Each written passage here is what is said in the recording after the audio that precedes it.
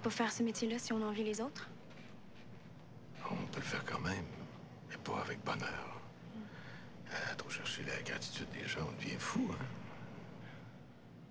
Parce que les autres résidents, ils m'envient. Tous. Tous sans exception. Qu'est-ce qu'ils t'ont fait? Rien. Mais je changerai pas juste pour rentrer dans le rang. Finalement, ça reflète assez bien la vie, disons, intra-hospitalière de tous les jours. Évidemment, entre autres, la façon de percevoir les urgences, puis d'aborder surtout également les patients en trauma et à l'urgence également. Moi, je suis plus ou moins objectif parce que ça raconte un peu ce qui s'est déjà passé ou qui sont quand même partis de certains faits réels, parfois de lutte de pouvoir inutile. D'abord, tu voles mon patient parce que c'est une vedette. Puis ensuite, tu profites de mon malaise pour te justifier. Je ne pensais pas comme ça, Julie. Pas toi.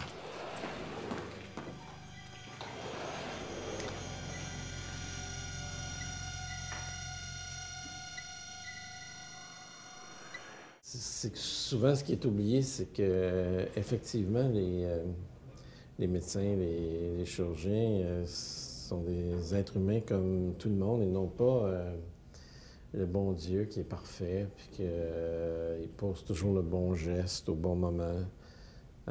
Nos vies nous affectent.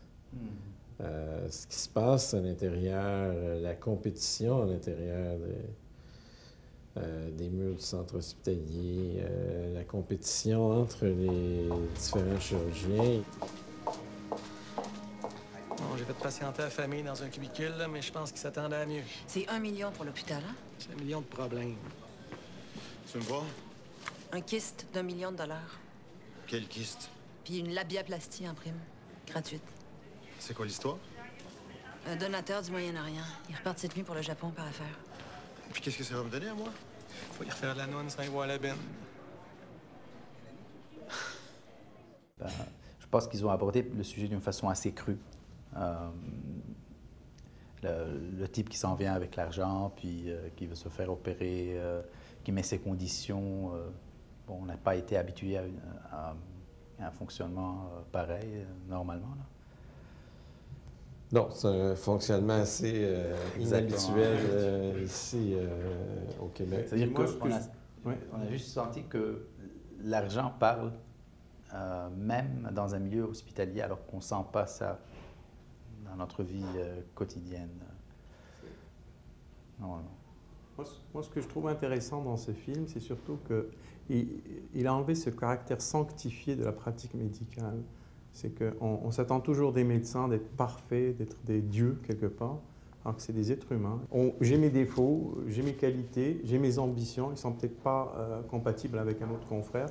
Puis surtout quand on travaille dans une unité où on se voit souvent, un peu fermé, ça devient comme un groupe. Et puis il y a des moments où c'est plus difficile, où on n'est pas toujours en bon terme avec quelqu'un d'autre, et des moments où il y a des problèmes qui se posent, et notre humanité, elle est là. On est humain, et puis c'est comme ça. Moi, c'est ça qui m'a le plus touché. Il y a des gens qui sont plus ambitieux que d'autres et qui vont tout faire pour réussir ce qu'ils ont envie, et puis ça va peut-être faire mal à d'autres, puis c'est comme ça. Avant d'être médecin, on est des êtres humains. C'est un fait de la vie. T'en as de la jalousie. Et en contrepartie, on fait quand même sûrement le plus beau métier qui existe.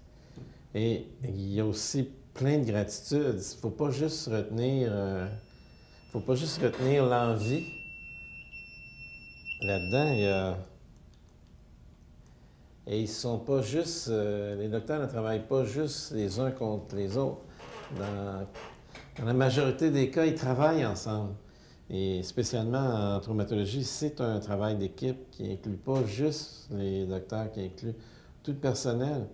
Et ton unité va être aussi faible que ton maillon le plus faible. Et si tu ne travailles pas en équipe, tu n'auras pas de succès.